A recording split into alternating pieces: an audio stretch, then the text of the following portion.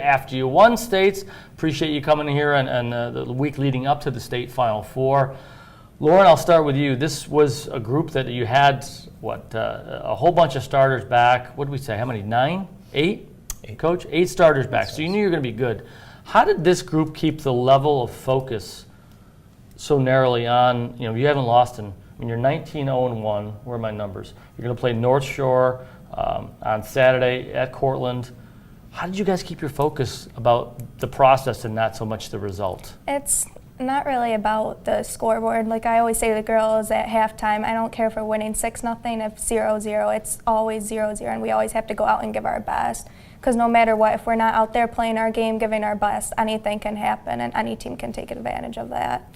You're a junior, Nicole. You're one of 10 seniors on this group, a lot more than last year, I believe. And yeah. Where does the leadership come from this team? Is it the senior group, some of the key juniors, from coaches? Where does it, or all over?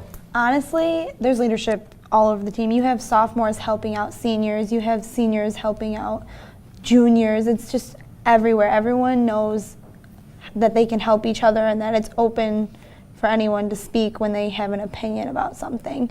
And I think that with the help of returning players, people are more open to talk about things to other players, you know what I mean? You have to be vocal as a sweeper, don't you? Yeah. Quiet sweepers don't last very long. They don't get to go to state championships. Well, you're playing for history, Coach Schneider. Really, we've talked before about a lot of teams in Section 5 have won one state championship. To win back-to-back, it's only been done one other time, was by Aquinas back. I think they won 3 in a row, actually, 99, 2000, 2001. I've been around so long, I covered that, actually. Have you talked much about history, or you just talk about the next match? Because it's kind of taboo as a coach to talk about the big picture sometimes, or is it?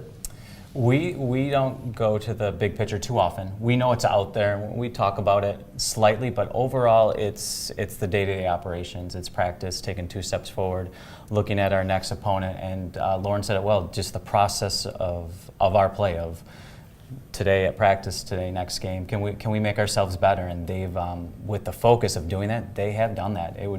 Leaving last season and seeing the success we had, we knew it was definitely going to be difficult to better ourselves, especially on paper. We knew there was room for improvement on the field, our offense, our defense, but their focus and their maturity and leadership has really put together our results this year of staying focused, being concerned about the process of playing better. You have a great view from the back, both of you do, but from a goalie's perspective, one thing I saw was I thought the attack was a little more fluid this year. Your numbers are very similar. You guys have outscored teams 80 goals for, 4 against, unbelievable. Last year was 62-7. Now you have 2 fewer matches so far. So the goals are up, the goals against are down. That's great. Shutouts are the same, 16. But from your perspective in the back, what do you see different happening as this group goes forwards that maybe was better than last year? I think our main thing this year is not only have we grown talent-wise, we've also grown as a group, so a lot more connection has been made, and that helps a lot on the field. You just play as a team. I think everyone has the confidence now this year that we kind of lacked a little bit last year. So I think everything's came together. I mean, we have the talent and we have the group together. Nicole, how well does this team transition from defense to attack? I think we do a pretty good job. I know some of the coaches you played against think you do a great job. But we communicate a lot, especially in the back. So I always hear Schneider, Nicole, get him up. So I'm pushing everyone up. And Lauren's telling me if I'm too deep, if I'm too high, telling me to get my shape. And we all just help each other out to make sure everyone's in the best position possible. Coach, same question. What does this group do better than they did last year? I mean, I was impressed the couple times I've seen you play, and so was Coach Brown from Schneider, about the shape and about the transitions. Yeah, I think it's twofold. I think they came back as better individual players across the board. The whole roster, I think, came back as better players, and then we're able to take those better players, I think, and tweak our system a little bit. We changed our personnel a little bit. And that's been the key.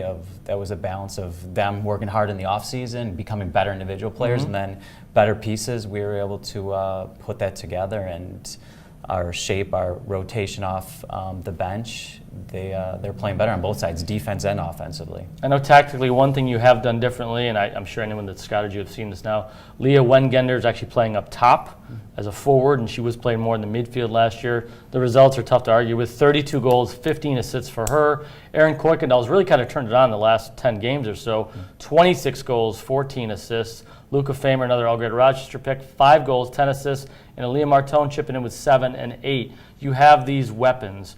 I have two defensive people here because your defense, 9 out of 10 matches now going into the state semis, you've shut out the other team. So, Coach, how well is the defense playing right now? And are you getting tougher? I mean, you're the defending state champs. Have you gotten a tougher battle from everyone you've played this year? Yeah, I think so. I think Monroe County soccer is very good, and our sectional experience and winning that. I think sectionals are just a game in itself, a season itself. Everyone plays their best. So we definitely have got everyone's best this year. I thought Monroe County soccer looked good again this year. But defensively, you know, when we talk about defense, we talk about our backs, and a great job Lauren's done and Nicole leading our backs. But our whole, when we call our shape, our offense, our midfielders, and defenders, how we all defend, pressure, balance, cover, and work as a unit to defend is very impressive. They're good individual defenders as players, and then when you put them together and we defend as a unit, they're really locked in. They're locked in, and you know it's getting the shutouts. But then when we go back and look at the game film, we don't give up many opportunities. And they're really, really playing well, and given especially all the opponents that we've played, the quality opponents, and them having the performance to get those results. I'll have to shake through the notebooks and look in our archive, but I don't know if this might be, I can't say this for sure, 43 straight without a loss might be the record in Section 5 girls soccer history. I don't know if you've heard that yet. I don't know. I've been around longer than you. I'll have to go Yep. look. That Aquinas team that won 3 straight state titles, they had some nicks during the season. So I want to ask you about, in particular, the Athena game in the championship, because I thought they played you really tough for the first half, maybe the first 50 minutes. It took a while to break them down. What was the talk like at halftime that day? I mean, I know the main thing I say to the girls is we all have the talent. It's whether or not we're going to come out with our hearts and play our hardest. And we know from every team they're going to come out with their hearts. They're going to run as fast as they can, do everything they can to beat us. So I kind of just said to the girls, like, we know what we have. We just have to go out there and finish it. Because if we're not going to go out there with our hearts, then anything could happen and they could take this championship away. You guys you've only got 4 goals all year long, so props to Hilton, Schneider, Rush, and Victor. Yeah. Got them right. Good job.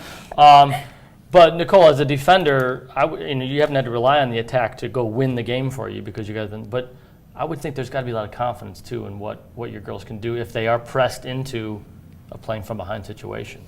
I think our outside defenders have a lot of confidence in not just themselves, but the other players around them, to know that if they do get beat in a situation, someone will be there to cover them.